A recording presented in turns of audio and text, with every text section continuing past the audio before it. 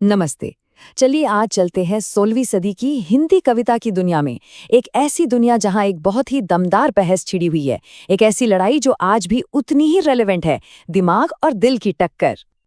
और इसी लड़ाई के बीच एक बहुत बड़ा सवाल खड़ा होता है। क्या तर्क, लॉजिक कभी टूटे हुए दिल का इलाज बन सकता है? यही वो सवाल है जो एक बहुत ही इंटेलिजेंट दूत और प्यार में डूबी कुछ औरतों के बीच एक गहरी फिलोसॉफिकल बहस छेड़ देता है। तो चलिए इस काव्यात्मक टक्कर को जरा करीब से समझते हैं। ठीक है, तो इस बहस को समझने के लिए पहले इन दो अलग अलग रास्तों को समझना होगा। एक है दिल का रास्ता, जिसे सगुण भक्ति कहते हैं, मतलब भगवान से एक इमोशनल पर्सनल कनेक्शन बनाना। और दूसरा है दिमाग का रास्ता, यानी निर्गुण भक्ति, जो पूरी तरह से ज्ञान, लॉजिक और तर्क पर बेस्ड है। तो कहानी शुरू होती है वृंदावन में। माहौल कैसा है? गोपियां गहरे दुख में डूबी हुई हैं। क्यों? क्योंकि उनके प्यारे कृष्ण उन्हें छोड़कर मथुरा चले गए हैं। अब कृष्ण क्या करते हैं? वो अपने दोस्त उद्धव को एक मैसेज देके भेजते हैं। मैसेज क्या है? गोपियों की इस लव सिकनेस का एक लॉजिकल क्योर, जो ज्ञान और मेडिटेशन पर आधारित है। उद्धव उन्हें उनके इमोशनल दर्द से निकालने के लिए तर्क का रास्ता दिखाते हैं, पर उन्हें अंदाजा भी नहीं है कि गोपियां उनके पूरे वर्ल्ड व्यू को ही चैलेंज करने वाली हैं। तो चलिए अब देखते हैं गोपियों का वो शानदार जवाब। और इसकी शुरुआत पता है कैसे होती है? आंसुओं से नहीं, बल्कि तेज चुभने वाले सार्केज्म से।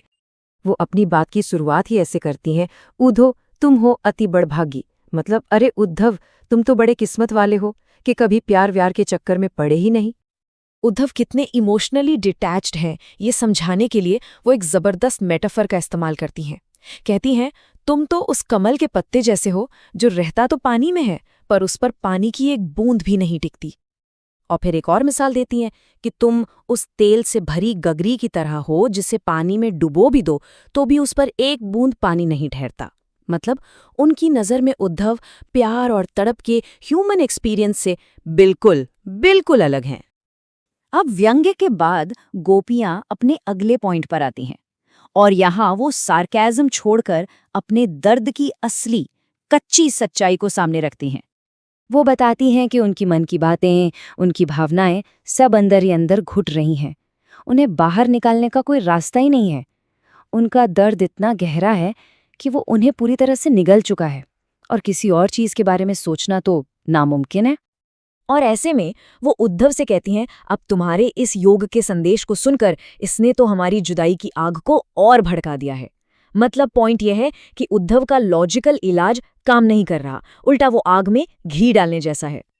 अब यहाँ एक बहुत ही इंटरेस्टिंग बात सामने आती है कि गोपियां अपने प्यार को कैसे डिफाइन करती हैं। वो इसे सिर्फ एक फीलिंग नहीं, बल्कि अपने होने का, अपने वजूद का एक अटूट हिस्सा बताती हैं।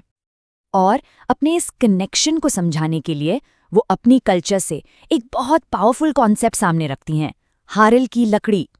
वो कहती हैं, हमारे हरी हारिल की लकड़ी। मतलब जैसे हारिल पक्षी एक लकड़ी को कभी नहीं छोड़ता, ये सोचकर कि वही उसका सहारा है, वैसे ही हमारे लिए कृष्ण है। उनसे प्यार करना कोई चॉइस नहीं है, जीने के लिए जरूरत है। और इसे हम मन, वचन और कर्म से दिन रात मजबूती से पकड़े हुए हैं। तो जाहिर है उद्धव का ये योग का संदेश, ये फॉर्मलेस गॉड का कॉन्सेप्ट उनके लिए बिल्कुल अनपैलेटेबल है। कैसा? एक कड़वी ककड़ी जैसा, जिसे कोई खाना नहीं चाहता। अब आता है गोपियों का फाइनल आर्ग्यूमेंट, और ये उनका सबसे तीखा वार है। यहाँ वो अपने पर्सनल दर्द से आगे बढ़कर एक पावरफुल पॉलिटिकल क्रिटिक करती हैं। वो सीधे सीधे कहती हैं, हरी हैं राजनीति पढ़ी आए। मतलब ऐसा लगता है कृष्ण ने अब पॉलिटिक्स सीख ली है। वो आरोप लगाती हैं कि सत्ता में आकर कृष्ण बदल गए हैं, एक ठंडे कैलकुलेटिंग पॉलिटिशियन बन गए हैं। उनका इल्जाम क्या है कि वो पहले से ही चालाक तो थे, पर अब उन्होंने पॉलिसी की बड़ी बड़ी किताबें पढ़ ली हैं, और अब वो प्यार की जगह ज्ञान के, योग के एब्स्ट्रैक्ट मैसेजेस भेज रहे हैं। वो उन लोगों को भूल गए हैं जिन्हें वो पीछे छोड़ाए थे, और ये सरासर अन्याय है।